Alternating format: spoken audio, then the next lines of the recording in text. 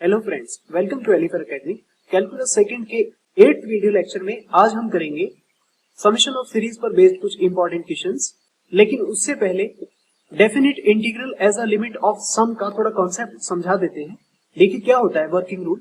सबसे पहले आप जनरल टर्म निकालेंगे किसी भी गिवन सीरीज का। जनरल टर्म क्या होगी, वो आर और एन की टर्म्स में होगी। उसमें आपको आर अपॉन एन बनाने पर ध्यान देना है और 1 अपॉन एन आपको उसमें अपने आप ही मिल जाएगा। उसके बाद आप r अपॉन n को x से रिप्लेस करेंगे और 1 अपॉन n को dx से रिप्लेस करेंगे। उसके बाद आपको ये फॉर्मूला यूज करना है, integral as a limit of sum. क्या होता है ध्यान दीजिए, limit n tends to infinity summation r1 to n function. देखो क्या लिखा है, f of r by n। कहने का मतलब एक ऐसा फंक्शन आपको मिलेगा जिसमें r बाई n चल रहा होगा, जो आप बनाएंगे इस क्वेश्चन के अंदर। दूसरी बात 1 बाई एन आपको उसके साथ नजर आएगा, तो उस फंक्शन में r बाई एन की जगह आप किससे x से रिप्लेस करेंगे r बाई एन को, और dx किसके बदले आ रहा है, 1 बाई एन के बदले dx आ रहा है। उसके बाद आप इस इंटीग्रल को सॉल्व करके फाइनल आंसर निकाल देंगे कि उस गिवन सीरीज का जो सम है वो कितना आएगा। एक बार फिर से समझ लीजिए, किसी भी फंक्शन में आपको r बाई एन बनाने पर ध्यान देना है, साथ ही आपको 1 बाई एन उसमें अपने आप मिल जाएगा। r बाई एन को x से रिप्लेस करना है, 1 बाई एन को dx से रिप्लेस करना है। उसके बाद ये फॉर्मूला यूज करेंगे, limit n tends to infinity r1 to n f of r by N, उसको आप x से रिप्लेस करेंगे तो आपको मिलेगा fx, और 1 बाई एन जो अलग से मिल रहा होगा उसको आप कहेंगे dx। तो RHS को आप इंटीग्रेट करेंगे और फिर आपको उस सीरीज का सम मिल जाएगा। तो देखिए क्वेश्चन नंबर 1, इस तरह से आपको एक जनरल टर्म r और n में गिवन है। तो सबसे पहले आप इस गिवन सीरीज को I मान लीजिए, और ये जो जनरल टर्म आपको गिवन है ना 1 अपॉन रूट में 4n square minus r square, तो देखिए इसमें आपको r बाई n बनाने पर फोकस करना है। उसके लिए क्या कीजिए, आप n स्क्वायर इस ब्रैकेट से मतलब रूट के अंदर से n स्क्वायर कॉमन निकालिए। जैसे आप n स्क्वायर कॉमन लेंगे तो क्या आएगा, 4 minus r square upon n square, इस तरह से आएगा। अब ध्यान दीजिए, यहां पर ये रूट लगा हुआ है तो n स्क्वायर रूट से बाहर आएगा तो n बनेगा, और रूट के अंदर 4 माइनस ये r अपॉन n का स्क्वायर, ऐसे लिखा जा सकता है। तो अब आप देखिए, ये 1 और अपॉन पर ये n, ये तो मिलेगा 1 बाई n जो हम dx लिखेंगे, और आगे रूट में देखिए आपको ये r बाई n मिल रहा है, तो इसको आप x से रिप्लेस कर देंगे, और ये जो 1 बाई n है ना, इसको क्या बनाएंगे आप, dx बनाएंगे। ये इसमें कॉन्सेप्ट है। तो जरा आप सीखिए कैसे करते हैं। देखिए I is equal limit n tends to infinity summation r 1 से लेके n तक। ध्यान दीजिए कैसे लिखा, ये 1 बाई n इसको हमने एडजस्ट करके ऊपर लिखा, और रूट में देखिए नीचे 4 माइनस r बाई n उसका स्क्वायर लिखा है। तो ध्यान दो आगे, यहाँ पर इसको हमने x बना दिया, तो रूट में क्या बन रहा है, 4 माइनस x स्क्वायर, और 1 बाई n को क्या बना चुके हैं, dx बना चुके हैं। आगे तो बस इसका इंटीग्रेशन करना है। ये होता है sine inverse x upon a का, याद आ रहा है कुछ, 1 अपॉन रूट में a square minus x square dx, इसका इंटीग्रेशन होता था sine inverse x upon a। तो उसी के बेसिस पर इसको आप 2 का स्क्वायर समझ लो माइनस x स्क्वायर समझ लो, तो यहाँ a की वैल्यू 2 के बराबर आ जाएगी। तो इसी वजह से यहाँ पर लिखा हुआ है x अपॉन a, मतलब x बाई 2। अब उसके बाद आप इसमें लिमिट रखिए, तो अपर लिमिट जैसे 1 रखेंगे तो आपको मिलेगा sine inverse 1 by 2, minus lower limit 0 रखेंगे तो साइन इनवर्स 0 हो जाएगा।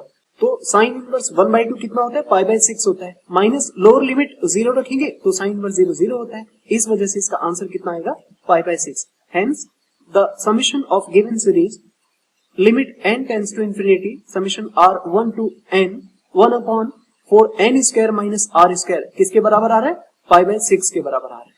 तो देखिए इस क्वेश्चन में आपने क्या सीखा, आपको यहाँ पर r बाई n बनाने पर फोकस करना है, और 1 बाई n आपको अपने आप मिल जाएगा। उसके बाद आप 1 बाई n को dx कहना, r बाई n को x कहेंगे, बाकी आगे इंटीग्रेशन करके लिमिट वगैरह लगाने के बाद आपको उसका फाइनल आंसर मिल जाएगा। अब नेक्स्ट देखिए क्वेश्चन नंबर 2, इसमें भी आप क्या करेंगे, यहाँ रूट में से n स्क्वायर कॉमन लेंगे। ये लिखा है ना 1 upon root n square minus r square, तो रूट से जब n स्क्वायर कॉमन आएगा तो बाहर आकर 1 बाई n बनेगा, ये माइनस रूट में क्या होगा, 1 माइनस r बाई n का स्क्वायर होगा। तो देखिए यहाँ पर 1 बाई n भी मिल रहा है और r बाई n भी मिलेगा आपको, तो क्या कहेंगे, 1 बाई n को dx कहेंगे, r बाई n को x कह देंगे। इंटीग्रेशन करेंगे तो क्या, साइन इनवर्स x और फिर लिमिट लगाएंगे, अपर लिमिट लगाएंगे 1 तो साइन इनवर्स 1 हो जाएगा जो कि पाई बाय 2 होता है, और साइन इनवर्स 0 तो 0 होता है, इसलिए क्या पाई बाय 2 इसका आंसर। इस तरह से limit n tends to infinity summation r equal 1 से लेके n 1 by root N square minus R square की वैल्यू कितनी आएगी, पाई बाय 2 आ जाएगी। क्वेश्चन नंबर 3, इसमें भी आप इस रूट में से n स्क्वायर जब कॉमन निकालेंगे तो देखिए यहाँ n स्क्वायर कॉमन निकालने के बाद ये r बाई n का स्क्वायर बना, उसको थोड़ा ठीक करके लिखा तो 1 बाई n, उसको हमने dx बोला, और ये r बाई n का स्क्वायर लिखा है तो आगे ये क्या बना दिया, इसको x का स्क्वायर बना दिया। और अब ये 1 अपॉन रूट में 1 प्लस एक्स स्क्वायर क्या होता है, log mod x plus root 1 plus X square, और लिमिट लगी है 0 से 1, अपर लिमिट रखेंगे इसमें तो log 1 प्लस रूट 2 हो जाएगा, लोअर लिमिट से log 1 जिसकी वैल्यू 0 होती है। इस वजह से इसका final answer limit n tends to infinity summation r equal 1 से लेके n 1 by root n square plus r square is equal कितना, log 1 plus root 2। Question number 4, इसमें भी कुछ ऐसा ही होगा। देखिए ध्यान से, इसमें क्या किया हमने, ऊपर से जब आप इसमें से n स्क्वायर कॉमन लेंगे रूट के अंदर से, तो रूट के बाहर आकर के वो n सिंगल पावर में बनेगा, जबकि नीचे n की कितनी पावर थी, 2 पावर थी, तो इसलिए एक n स्क्वायर से कैंसिल होगा तो अपॉन पर कितना, एक ही n बचेगा, वही चीज यहाँ पर लिखी हुई है। उसके बाद आप इसको थोड़ा ध्यान दें तो 1 बाई n, ये 1 बाई n इस तरह से ये तो बनेगा dx, तो ये बन चुका है dx, और ये r बाई n इसके बदले क्या लिखेंगे, x लिखेंगे, तो इस वजह से रूट में 1 माइनस एक्स स्क्वायर dx ये आ चुका है, और इसका भी ये फॉर्मूला होता था x बाय 2 रूट में 1 minus x square plus A square by 2 sine inverse x upon a, तो ये इसके फॉर्मूले को यहाँ पर लगा दीजिए। साथ में लिमिट आ रही है 0 से 1, अपर लिमिट रखेंगे तो आपको कुछ साइन इनवर्स 1 इस तरह से मिलेगा, लोअर लिमिट रखेंगे तो वो 0 हो जाएगा, और इस तरह से आपको इसका आंसर पाई बाय 4 मिलेगा। Hence limit n tends to infinity summation r equal 1 से लेके n रूट में n square minus r square upon n square is equal कितना, पाई बाय 4। क्वेश्चन नंबर 5, इसमें भी आप नीचे से n स्क्वायर कॉमन निकालिए, तो देखो यहाँ r upon n square plus r square लिखा था, आपने नीचे से n स्क्वायर कॉमन निकाला तो रूट में देख, तो ब्रैकेट में देखिए क्या बना, 1 plus r square upon n square. अब थोड़ा ध्यान दीजिए, यहाँ जो है ऊपर r अपॉन n स्क्वायर को एक n तो r को दे दीजिए, उससे क्या होगा, r अपॉन n मिलेगा और एक n अलग से मिलेगा। कैसे, देखो यहाँ r बाई n अलग इंटू 1 बाई n अलग, तो ये जो r बाई n है ये न्यूमरेटर में तो x बनाएगा, वो ये लिखा है, और 1 बाई n उसके बदले हमने यहाँ पर ये dx लिखा है, और नीचे जो ब्रैकेट था r square upon n square, यहाँ पर देखो क्या लिखा है, 1 प्लस एक्स स्क्वायर, ये r बाई n के बदले x आ रहा है, इस वजह से उसका स्क्वायर करेंगे तो 1 प्लस एक्स स्क्वायर आपको मिल जाएगा। अब इसका इंटीग्रेशन करने के लिए आप इस नीचे वाले को t मानेंगे तो ऊपर वाला dt बन जाएगा, लेकिन एक्स स्क्वायर के डिफरेंशिएशन 2x होता है, इसलिए हमने क्या किया, 2 से मल्टीप्लाई डिवाइड कर लिया। अब नीचे वाले को पूरे को t मानेंगे तो ऊपर वाला dt बन जाएगा। इस तरह से जब इसका इंटीग्रेशन करेंगे तो 1 बाई टी का इंटीग्रेशन क्या होता है, log t होता है ना, तो इसलिए log 1 प्लस एक्स स्क्वायर, और लिमिट उसकी क्या आ रही है, 0 से 1, अपर लिमिट रखो log 2 minus lower limit log 1 जो कि 0 होता है, इस वजह से इसका आंसर क्या आएगा, 1 by 2 log 2। Hence limit n tends to infinity summation r equal 1 to n r upon n square plus r square is equal कितना, 1 बाई 2 log 2, तो ये इसका आंसर आ गया। अब क्वेश्चन नंबर 6 में भी देखिए, इसमें भी आप नीचे से n की पावर 5 कॉमन लेंगे, क्योंकि ये r4 upon n5 plus r5 लिखा है, n5 आपने इसमें से कॉमन लिया, तो अब ऊपर तो r की पावर 4 लिखिए, तो यहां पर भी आप क्या कीजिए, r की पावर 4 अपॉन पर n की पावर 4 इसको अलग कर दो और एक n अलग कर दो, तो ये जो 1 बाई n है ना, ये तो dx बनेगा, और ये जो r की पावर 4 अपॉन n की पावर 4 है, इसको आप x की पावर 4 बना देंगे। देखिए कुछ ऐसे, यहाँ हमने r की पावर 4 अपॉन n4 को अलग एक साथ लिखा, और ये जो 1 बाई n है इसको हम सेपरेट रखेंगे, तो ये जो सेपरेशन 1 बाई n है ये तो dx बनाएगा, और ऊपर से r4 अपॉन n4 इसको क्या बोलेंगे, x4, और नीचे देखो r5 अपॉन n5 का क्या बना रहे हैं, x5, तो इस तरह से ये x के फंक्शन में कन्वर्ट हो चुका है।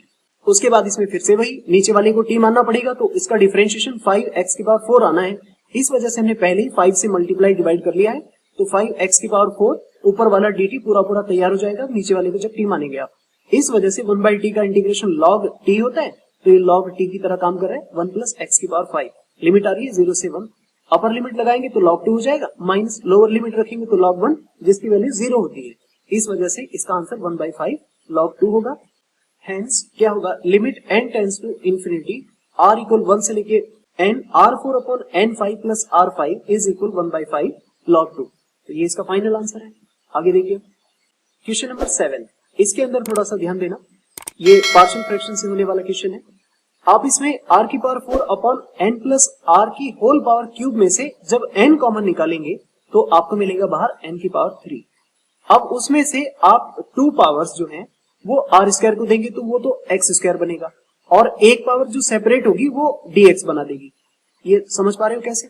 देखो इधर देखो, यहाँ r square upon n square इसको अलग लिखेंगे और 1/n अलग, तो ये जो चीज है ये तो x स्क्वायर बनाएगी जो न्यूमरेटर में ऊपर लिखी है, और ये जो 1/n है ये 1/n dx बन चुका है। और नीचे देखिए 1 प्लस r/n का होल क्यूब था ना, तो 1 प्लस x का होल क्यूब हो चुका है।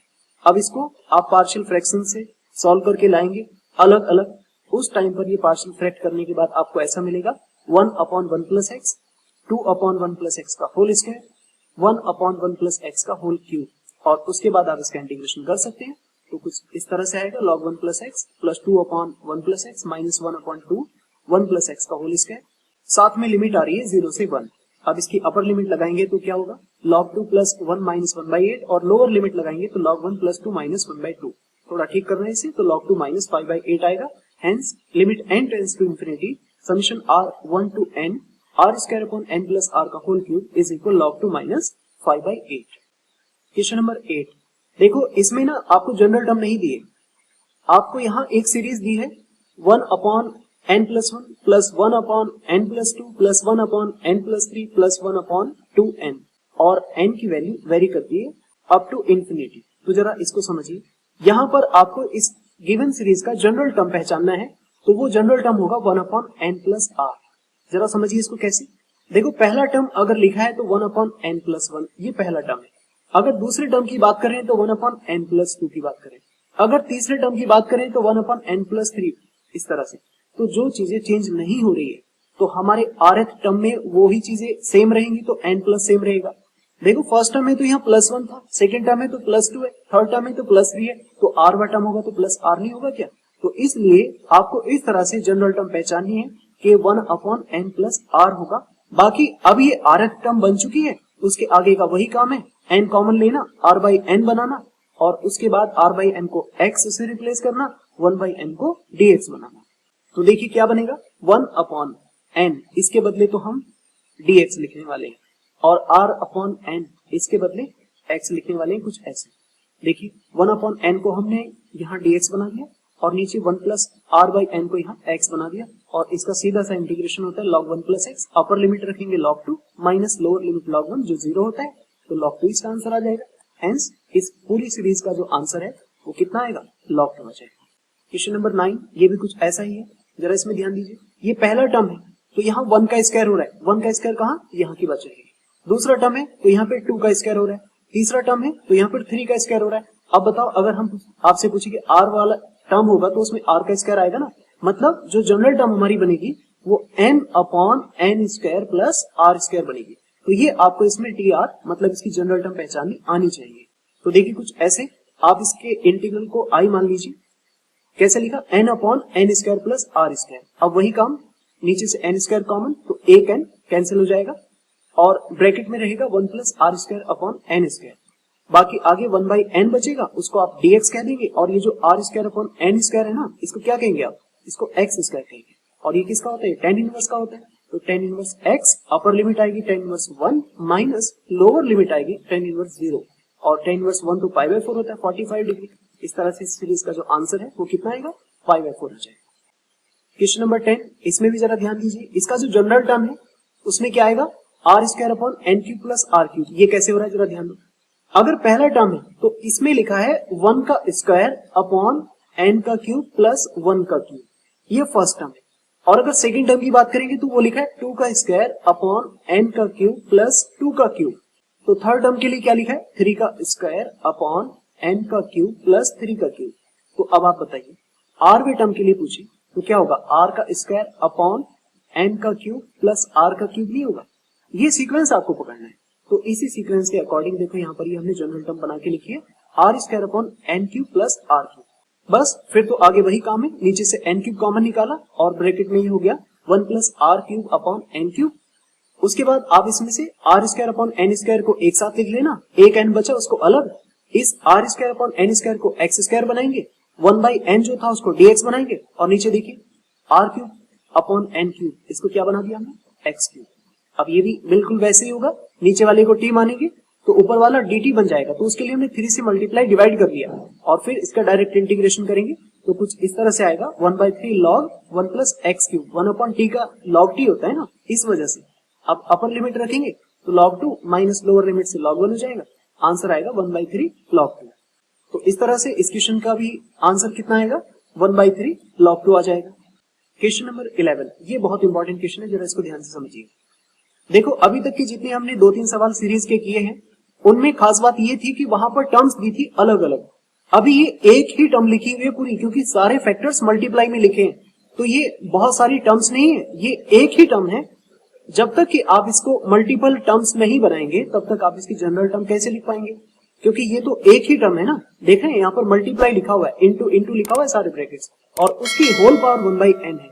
तो उसके लिए आप क्या करें, इसमें सबसे पहले आपको इसमें इसका लॉग लेना पड़ेगा। वो कैसे लेंगे, जरा देखो इधर। हमने सबसे पहले इसको a कंसीडर कर लिया, कैपिटल A इज इक्वल जो भी गिवन है limit n tends to infinity, bracket में लिखा है 1 plus 1/n into 1 plus 2/n into and so on up to 1 plus n/n की होल पावर 1/n।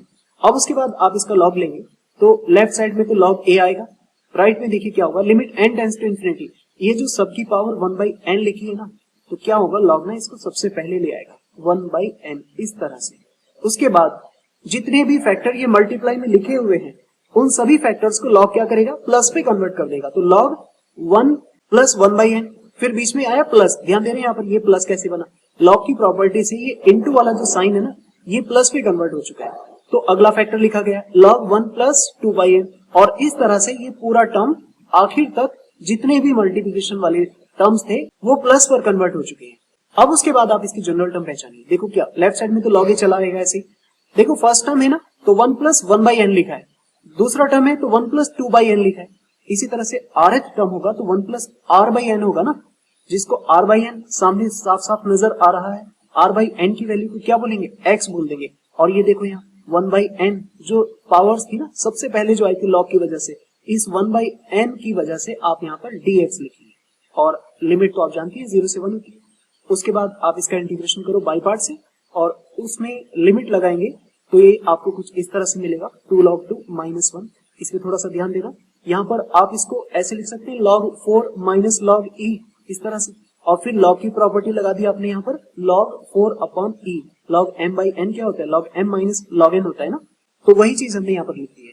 अब ऐसा इसलिए किया क्योंकि लेफ्ट साइड में जो है ये log ही चला आ रहा है और राइट साइड में देख रहे हैं आप यहाँ पर log 4 अपॉन e होगा। तो ये बताइए जो हमने a कंसीडर किया था वो क्वेश्चन को ही तो कंसीडर किया था ये, तो a की वैल्यू साफ साफ कितनी आएगी 4 अपॉन e, इसलिए ये जो गिवन क्वेश्चन था मतलब जिसको आपने a कंसीडर किया था उसकी वैल्यू कितनी आ जाएगी 4 अपॉन e आ जाएगी।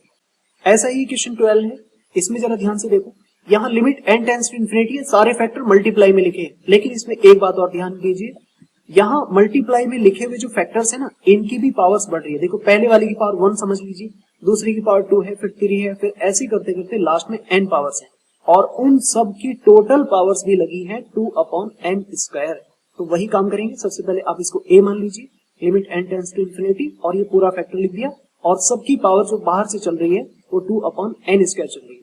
अब आप इसका लॉग लेंगे, तो जब लॉग लेंगे आप इसका तो जो 2 अपॉन n स्क्वायर था ना ये सबसे पहले आ जाएगा। लॉग चूंकि इस पूरी सबसे बड़ी पावर को अपने पहले लेके आ जाएगा, क्योंकि लॉग m की पावर n होती है तो आप उसको n log m नहीं लिखते इस तरह से, तो वही चीज है जो पावर्स है वो पहले आ गई है। उसके बाद जितने भी फंक्शंस मल्टीप्लाई में लिखे थे इस तरह से उन सब के बीच में क्या लग जाएगा, प्लस लग जाएगा। तो देखिए क्या हो रहा है, log 1 plus 1/n square plus log 2, ये कैसे आ रहा है, 2 जो है जब इस फैक्टर के लिए log आएगा तो उसका पावर भी पहले लेके आ जाएगा, तो 2 log, और ये फैक्टर ऐसे लिखा है 1 plus 2 square upon n square. इसी तरह से करते करते आगे तक जाएंगे। तो अब जरा इसका आप जनरल टर्म पहचानिए। देखो सभी के साथ में 2 अपॉन n स्क्वायर लिखा है मल्टीप्लाई में, तो हमारे rth टर्म के साथ में ये लिखा होगा 2 अपॉन n स्क्वायर। अब थोड़ा ध्यान दो, फर्स्ट टर्म है तो log से पहले 1 समझ लो, 1 इंटू log 1 प्लस 1 का स्क्वायर अपॉन n का स्क्वायर। सेकेंड टर्म है तो 2 इंटू, देख पा रहे हैं यहाँ पर ये 2 इंटू log 2 का स्क्वायर अपॉन n का स्क्वायर। थर्ड टर्म होगा तो यहाँ 3 आएगा और अंदर यहाँ 3 का स्क्वायर अपॉन n स्क्वायर चलेगा। और rth टर्म की बात कर रहे हैं तो यहाँ r होगा log बिल्कुल as it is 1 plus r की पावर 2 अपॉन n की पावर 2, ये इसका जनरल टर्म बनेगा। तो इस तरह से आप इसके जनरल टर्म को पहचानेंगे और फिर उसके बाद आगे काम बढ़ेगा। तो देखिए कैसे, यहां पर हमने उसको लिखा 2 अपॉन n स्क्वायर तो पहले से चला आ रहा है, ये r मल्टीप्लाई करेगा क्योंकि देखो जितनी टर्म लिखी है उससे पहले उतना ही नंबर लॉग से पहले मल्टीप्लाई में लिखा हुआ है। Log 1 plus r square upon n square. आप थोड़ा ध्यान देंगे, यहाँ r अपॉन n स्क्वायर में से एक काम करते हैं, n को r के साथ एक अलग कर दो और बाकी एक n अलग। अब ये जो 1 बाई n है उसको तो यहाँ पर dx बनाना है और ये जो r बाई n है तो ये r बाई n को x बना दिया है। और log के अंदर जो एंगल है 1 plus r square upon n square, तो देखो उसको क्या बना दिया, x स्क्वायर बना दिया। और ये जो 2 है ये 2 पहले से चला आ रहा है देखो। अब उसके बाद आप इसका बाय पार्ट से इंटीग्रेशन करना, ये आपका काम है, इसको बाय पार्ट से बच्चों की तरह इंटीग्रेशन करना आपका काम। अब 1 plus X square log 1 plus X square minus 1, इसमें अपर लिमिट रखेंगे तो 2 log 2 माइनस 1 आएगा। और फिर से वही केस हो रहा है, इसको आप log 4 बना के लिख सकते हैं और ये log e होता है, log e की वैल्यू 1 होती है ना, और log m minus log n की प्रॉपर्टी से आप इसको log m अपॉन n बना के लिख सकते हैं ऐसे। ये हमने इसको ऐसा इसलिए किया क्योंकि लेफ्ट साइड में हमारा log a चला आ रहा है और यहां से हम इसको log से log कंपेयर करने के बाद a की वैल्यू 4 अपॉन e इतनी निकाल के दे सकते हैं। और a किसको माना है हमने, इस क्वेश्चन को, जो गिवन क्वेश्चन था इसको हमने a माना था, इसलिए इसका जो फाइनल आंसर होगा जिसको हम a कह रहे हैं वो कितना आएगा, 4 अपॉन e आ जाएगा। क्वेश्चन नंबर 13, इसमें भी कुछ ऐसा ही हाल है। सबसे पहले आप इसको a मानेंगे, उसके बाद इसका log लेंगे तो देखो सबसे पहले जो ऊपर की जो पावर है 1 बाई n, इस 1 बाई n को आप सबसे पहले लिख देंगे, ये आ चुका है। फिर ये जितने भी फैक्टर मल्टीप्लाई में लिखे हैं इन सब के बीच में क्या आ जाएगा, प्लस आ जाएगा, log 1 plus 1 by n square plus log 1 plus 2 square upon n square and so on. तो अब आप यहाँ पर rth टर्म निकालेंगे तो कैसे आएगा, log a इज इक्वल, ये 1 बाई n तो हमारी rth टर्म के साथ भी चल रहा होगा, log 1 प्लस, देखो फर्स्ट टर्म है तो 1 का square upon n square, second term है तो 2 का स्क्वायर अपॉन n स्क्वायर, और rth टर्म होगा तो r का स्क्वायर अपॉन n स्क्वायर आ जाएगा ऐसे। तो यहाँ r अपॉन n साफ साफ नजर आ रहा है, इसलिए log 1 प्लस x स्क्वायर हो गई। और ये जो 1 बाई n दिख रहा है ना, ये 1 बाई n उसका आप dx बना देंगे। फिर आगे इसका बाय पार्ट से इंटीग्रेशन करना थोड़ा सा ठीक करके, और आपको ये वैल्यू मिल जाएगी log 2 इंटू ए की पावर पाई बाई 2 माइनस 2। फिर कंपेयर करके इसका सीधा आंसर लिख देना है 2 इंटू ए की पावर पाई बाई 2 माइनस 2। थोड़ा कैलकुलेशन पार्ट है, ये आप समझ लीजिएगा इसमें। तो ये लेक्चर था, आई होप आपको समझ आया होगा, लेकिन फिर भी अगर कोई डाउट है, आपको लगता है कि इसमें कुछ इंप्रूवमेंट किए जा सकते थे, तो कमेंट बॉक्स में अपना फीडबैक जरूर दें। Thank you very much for watching.